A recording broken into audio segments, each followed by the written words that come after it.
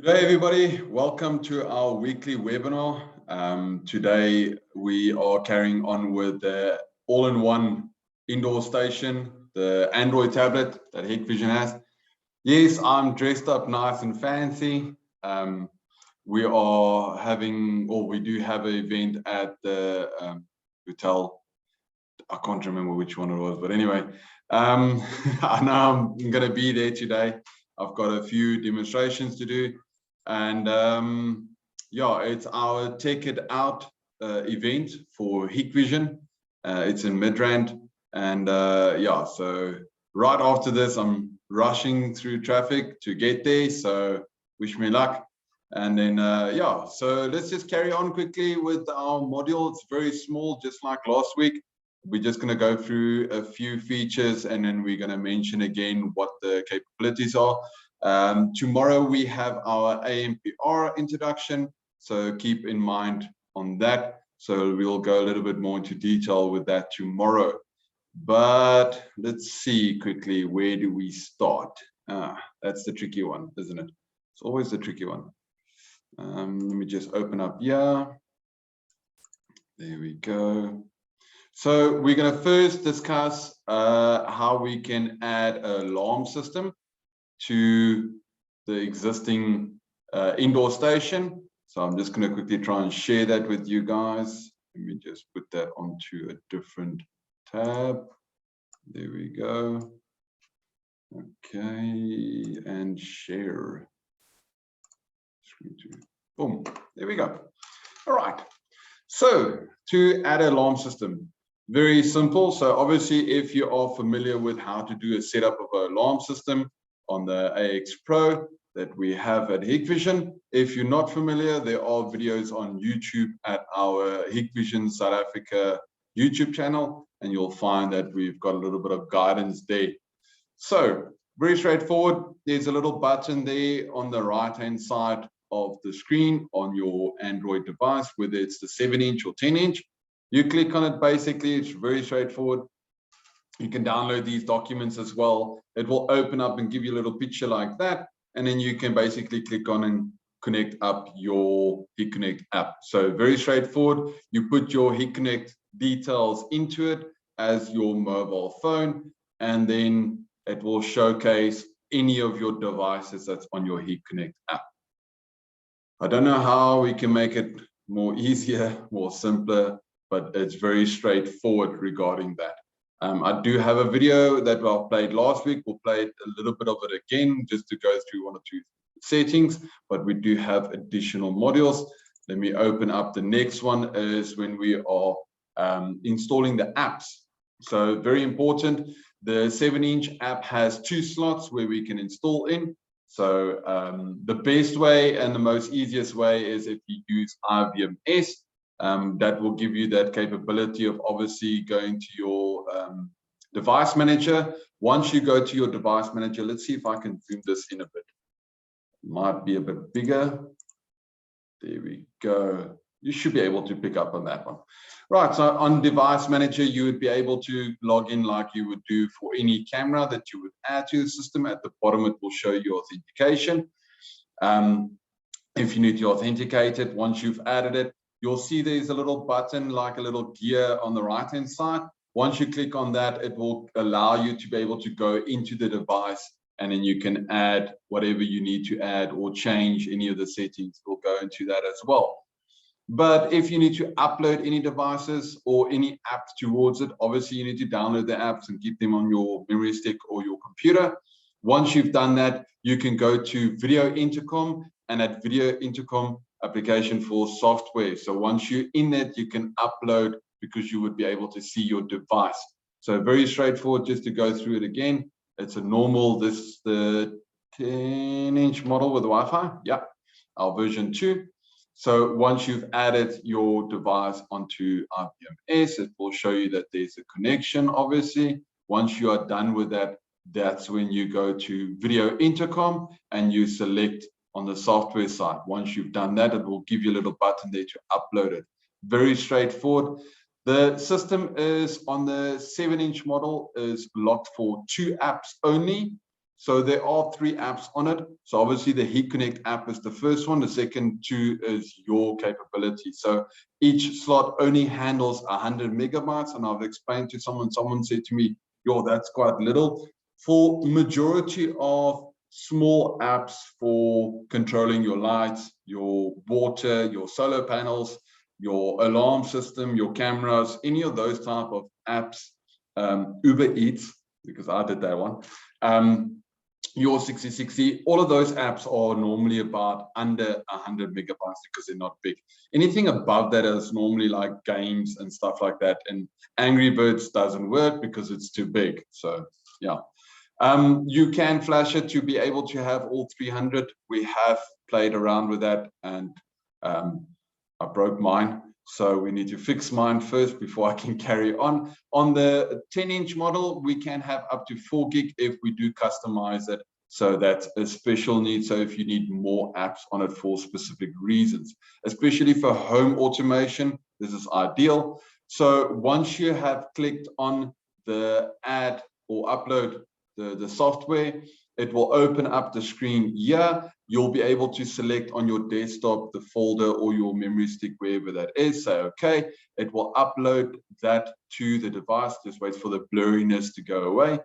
It will upload to your device itself. Once it's done uploading, it will tell you that it's been successful, and your Android device has already been set up to automatically install the app directly. So that's just a normal from Android 3, I think they started with that. But anyway, then you'll be able to see your app already installed. So obviously, the more apps, the more that bar will be able to be filled up, the smaller the icons will become, but it gives you that capability. So I've tested this numerous times, different apps. It's definitely working very well. No hiccups, no issues. But I lost a lot of money because of Uber Eats. So yeah. So that's basically it in a nutshell regarding that. Then I've got also a little video just to showcase a little guidance if you had to use the older version of IVMS. Let me see if I can open this up. Give me 1 sec. Give me 1 second. There we go. Nope, it's not that one. Let's see. Let's see if we've got it. Yeah, we do have it. So let me just stop my stream over there. Give me 1 second.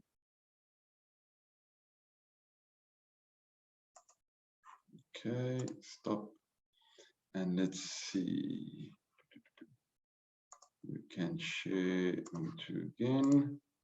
And let's take our video. And so you guys can see it. There we go. All right. So on the IVMS, also the older version, it's exactly the same principle. So a few people are still using it. This is just to showcase that if you have the device set up and it's brand new, it's obviously going to ask you to authenticate it. So few guys uses the SADP tool. Other people still use the olden version of IVMS, especially the installing guys. It makes life a little bit easier because we're used to old tools and we're all people. But the new version does exactly the same. So you need to authenticate it. The interface might look a little bit different, but the layout is almost about the same. So you put in your password and everything as normal with any other camera or any other device. Once you have done that, it will allow you to authenticate that device. So once the device has been authenticated, our next step is now obviously to change the IP address by modifying it into our range that we needed for our client or our premises or building or whatever the case might be. Very importantly, a lot of guys do this sometimes. They ignore the default gateway. Please put it in, make life easy. If you're testing at your desk and you are playing around with equipment, you don't have to sometimes on certain things, but rule of thumb, put in your default gateway, whatever your gateway is, make your life easy, don't struggle, and I'll keep that in mind. And also the nice thing with the modification, if you need to copy the serial and the information in the firmware, as you can see, this firmware on this specific model is very old, 2016. So if you are not sure what your firmware is, obviously you can see the version, but the build itself, that will tell you the year. So it's 2016, and it's the first month on the 14th day. That's when this firmware came out. So it's super duper old. So when you see your firmware is old, definitely start by updating your firmware, and I can tell you now it's going to solve a lot of your headaches and problems in the future. So please keep that in mind whenever you come across any of our products. Look at the firmware, look at the build of the year of that firmware, and update it if it needs to be. That makes life so much easier, especially when you purchase stuff. We do have a 5-year warranty on all our new products. Anything that you are purchasing now that are new products from Hikvision that we are sending out to our suppliers that we supplying to, make sure that you have the latest ones and make sure that the warranty is up to date. These things are very important because some of the guys will go to some little shops. I'm not pointing any fingers. I'm not trying to be rude or anything, but they go to these small little shops, they buy a single camera, they put it in, and then something goes wrong, they take it back to the shop, and then they say, sorry, they can't fix it because it's out of warranty. So please keep that in mind. That's very important to take note. And yeah, 5 years warranty on our products. Eh? All right, so let's carry on. So obviously you put in the password. Now we're changing the IP address to be in our range. Now we're going to add it into our IVMS, so we have access towards it. So we name it, that's going to be our indoor station. So don't look at the model, it's just to explain to you how it looks like. I didn't get a chance to make my own videos, so I'm using what I can show you guys. Once it is in, you'll see that you'll be able to, let me just quickly go back to that part. There we go, come on. All right, mouse, work with me. So here's your remote configuration. On the newer version, you'll see that there's a little bar there on the side. I think we did showcase that. Let me just see. There we go. On this one, let's just go quickly up just to showcase that option is there. That will be over this side here on the newer version. On the older version, obviously, it's on the top. So just keep that in mind, that little gear is there to be able to go towards that information. So that's going into the device. So now we're remotely accessing that device. That gives you that capability of looking at majority of the info of the system itself. I know this is a normal indoor station with a Linux base, but it's the same principle. There you can change it to whatever you would like it, what room, because you might have multiple ones. It gives you that capability of changing the time, your network, if need be, changing your network. And because it's an indoor station, this allows you to basically go and put up what the master station IP address will be. It will be able to give you what the door station IP address is, you set it up. You can say if it's in the same network or not. So all those little settings as the normal intercom and access control and indoor, outdoor, those little settings are there, so it gives you that capability of changing all that information. So keep note, that makes life a little bit easier if you have multiple units and you need to log in instead of walking to each one and tapping on it. That gives you that capability. Right, so let's just jump along. I think that's going to be it on this one. There we go, everything working fine. All right, so let me showcase the next one. It's going to be on my video just to go through. Oh, you're going to play? Here we go. All right, this is the one that I recorded. I recorded it through AnyDesk. The guys that have been here last week will know.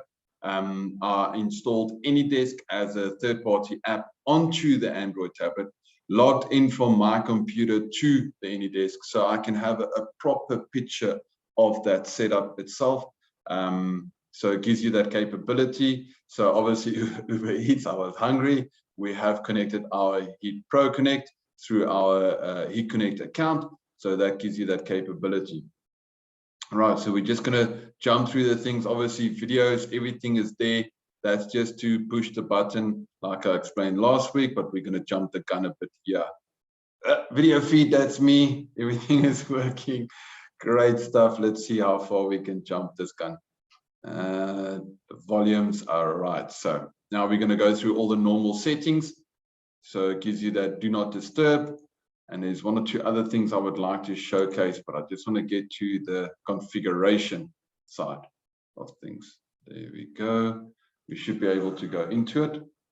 There we go. Now we're logging into that configuration on the settings side.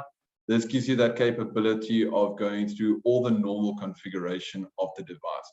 Yeah, you'll set up the room information as we've seen before. You can also do this in multiple different ways through the wizard as well. So it gives you that capability of changing if it's an indoor-outdoor station. You would be able to change your network as well. We'll just quickly go through a few. There's the rooms. You can set up whatever unit it is and where it needs to configure to. Okay, let's go back, go. All right. We can change the password if we need to. We can set up the voice over account. So if we need to, if you would like to phone from your device, it's a little bit tricky, but it works. There we go. Our shortcut settings, live feed. I think it will go through. Nope. Okay, next one is our networking that allows us to change all that information itself. I went out of it. There we go. Our HIK-Connect configuration. There's the QR code that you can scan. Let's just quickly log back into that. Come on. There we go. All right. So it's a networking. That is our management itself. So over there, we'll be able to add a camera. That's where I would like to go to. So this gives you that capability of going into it to look at what your cameras are. Yeah, you'll be able to edit that camera. So this one doesn't have a name. So we can click on it and we can change the name of that camera if you need be, because I've already added it without a name, obviously. So keep that in mind. So it's very simple to add and link your cameras if you need be, separate from your HIK-Connect app. So once you go into your HIK-Connect app, you will be able to see all your cameras there that you've already loaded to your HIK-Connect account.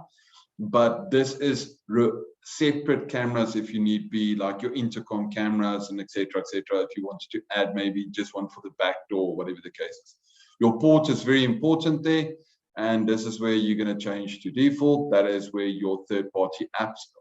So over that area there where your third-party apps is, obviously on the 10-inch model, let's just see quickly. Come on, there we go. Gone. It's not working. There we go. So on your 10-inch model, you'll be able to add your additional apps here if you have configured with your customizing. So it gives you that capability itself. So that's where you'll be able to click on that app itself. You'll be able to change the app settings itself. I didn't go into that part, but yeah, you'll be able to delete it and change it and etc. The next one I would like to showcase to you guys would be, those are the two modules. I'm just trying to see where the other ones are. There we go. All right. So very nice on these models as well. You have that capability of using your alarm system indoor station. You'll be able to stay away, sleep, and customize any other areas that you would like. So you have those shortcuts as well. Once you've clicked on your little house, it gives you that capability as well. So you can customize what you would like for that purpose itself. This is just a PDF. I just quickly went through it just to mention that quickly for you guys. Also, you have one button push arm, so you'll arm the device. Very importantly, a lot of people go and say, oh, but the button keeps on asking me for code when I want to disarm. Yeah, well, that's kind of obvious, isn't it? You don't want the guy to break into your house, get into the kitchen and presses the button to disarm your alarm. Why have it there then? So put a code, it needs a code. So it's going to ask for your code to be able to disarm. You would be able to clear any alarm notifications like tampers and stuff like that, non-essential ones, just to notify you. But when it comes to disarming the alarm, you need to disarm it in the correct manner. So make sure that you keep your eye on that one. Zones, you can bypass zones, you can put your zones onto stay. You know, these things are normally on the alarm side, so that's a whole separate module. Let's have a look just on the app side, like I mentioned. So you have that capability. It will be blank like this. It does give you, why is it zooming in and out? Zoom in, zoom in. But I think that's too much. That is too much. All right. So it gives you that capability also, that if you do have the link for your third-party app, I won't go and type it out because some of those web browser links are like extremely, as you can see in blue, they're huge. That takes forever. So it gives you that capability of, if you need be, to type in that app. Once you go onto it, you can have that functionality as well. So to uninstall it, also very straightforward. You can go onto it and you can say remove it, or you can go onto the software on the IVMS and also remove it there if you need be. So it gives you that capability. Next thing that I would like to mention, so specifications, obviously there's different models, different opportunities for you to use that. On the 10-inch, it's 1 gig RAM. We do have different models. It's also arriving very soon that we will be working on very closely, but it gives you that capability. And then obviously SD cards, there's different models with different sizes. So keep that in mind. You can go to our website for more details regarding all that information itself. It gives you that capability of also going through all the configurations and all the other little goodies as well there. What else is there to showcase?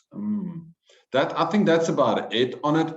I don't think there's anything more that I can discuss regarding the indoor station. We have obviously mentioned all the other nice little things last week. So yeah, it's very short and sweet. So I'm going to pause our recording, and then after the recording, we will do a Q&A. If there's any questions from anybody, I will unmute the mics so you guys can talk to me and have a conversation if you would like for a few minutes, or you can carry on working. Tomorrow is Friday, but anyway.